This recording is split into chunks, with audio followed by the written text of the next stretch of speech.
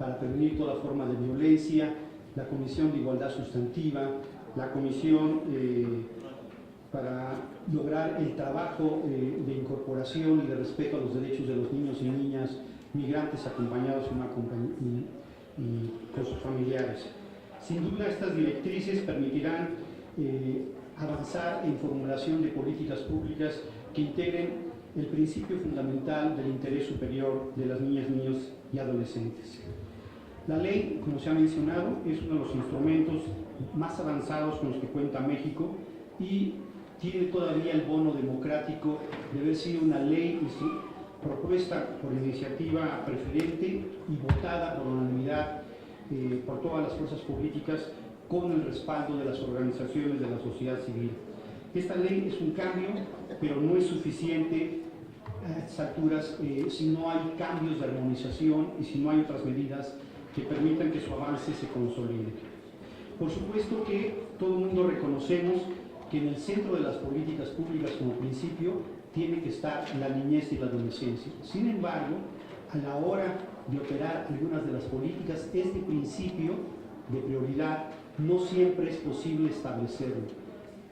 Otros elementos, otras coyunturas, otras necesidades colocan casi siempre el tema de los niños en escalones más hacia abajo, y eso tenemos que reconocerlo para poder impulsar evidentemente este derecho de prioridad que dice la Constitución.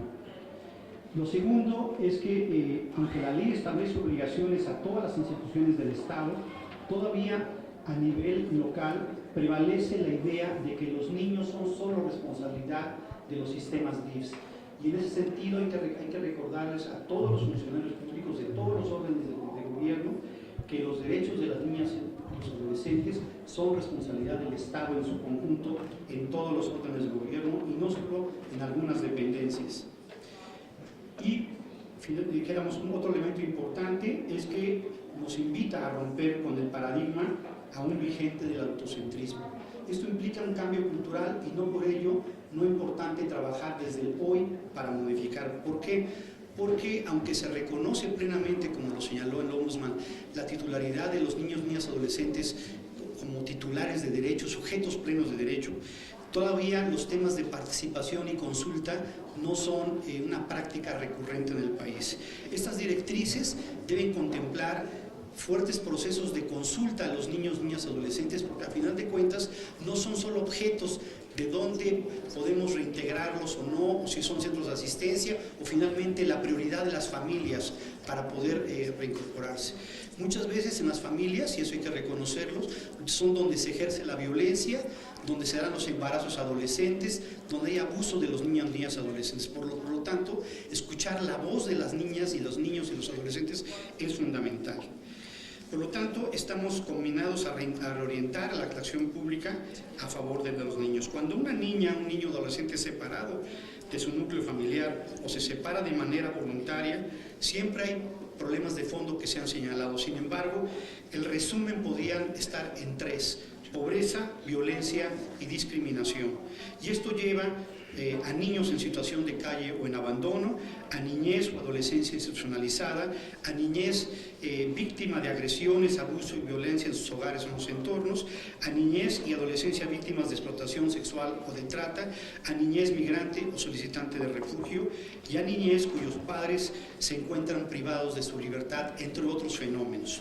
El marco normativo reconoce que las niñas, niños y adolescentes tienen derecho a vivir en familia, a la preservación de esta unidad familiar y a no ser separados de sus padres contra su voluntad, salvo en los casos que sea su interés superior, tal como lo señala el artículo 22 de la Ley General y el artículo 9 de la Convención de los Derechos de los Niños. Por eso nos obliga a ser mucho más casuísticos, como se ha señalado, a ver caso por caso en qué condición efectivamente este interés superior prevalece por encima de otro tipo de normas. Por eso el Comité de Derechos del Niño ha celebrado que la Ley General Mexicana prohíba la separación familiar con causas como la pobreza, por ejemplo, que era una de las causales que antes colocaba.